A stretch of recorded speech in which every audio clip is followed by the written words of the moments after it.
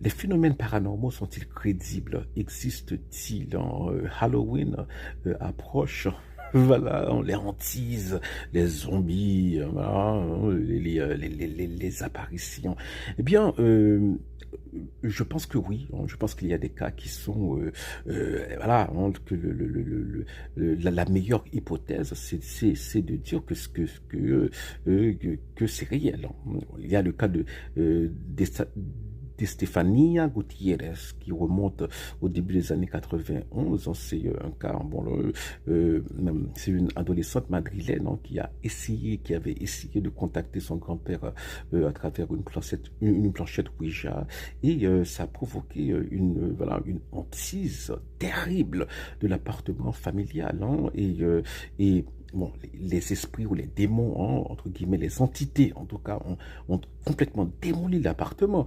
Et lorsque des policiers, donc la famille a dû appeler des policiers, lorsque les policiers ont dressé des procès-verbaux, ils disent, le commissaire écrit, j'ai vu des objets se déplacer devant moi, seul, voilà, sans intervention humaine. Donc bon, pourquoi est-ce que plusieurs policiers mentiraient, et Stéphanie meurt 6 mois plus tard, en HP, d'une maladie mystérieuse selon les médecins. Donc voilà, je crois que ce cas c'est réel, voilà.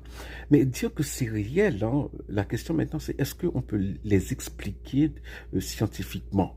Voilà, c'est ça, c'est ça la différence entre le supernaturel et le paranormal. Dire d'un événement que c'est un événement supernaturel, c'est dire que voilà, que la science ne pourra jamais l'expliquer.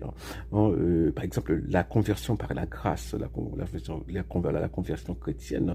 Pour moi, qui suis catholique, je pense que bon, on pourra jamais expliquer cela, voilà, de manière scientifique. Mais dire d'un événement que c'est un événement paranormal, c'est dire que bon, voilà, on comprend pas cet événement maintenant, que l'état actuel de la science ne permet pas d'expliquer ces phénomènes, mais on laisse la porte ouverte à une explication causale. Voilà, bon, peut-être qu'il y a, voilà, bon, étant donné qu'on dit que alors, on connaît très peu le cerveau humain, ça c'est une réalité, ce dont est capable le cerveau humain. Donc on peut dire, bon voilà, bon, on sait pas, peut-être qu'il y a des gens qui ont voilà, des pouvoirs, voilà, qu'ils ne connaissent pas, qu'ils ne peuvent pas maîtriser. En tout cas, le cas de Estefania Gutiérrez, voilà, c'est qui a inspiré le film Véronica, un film Netflix.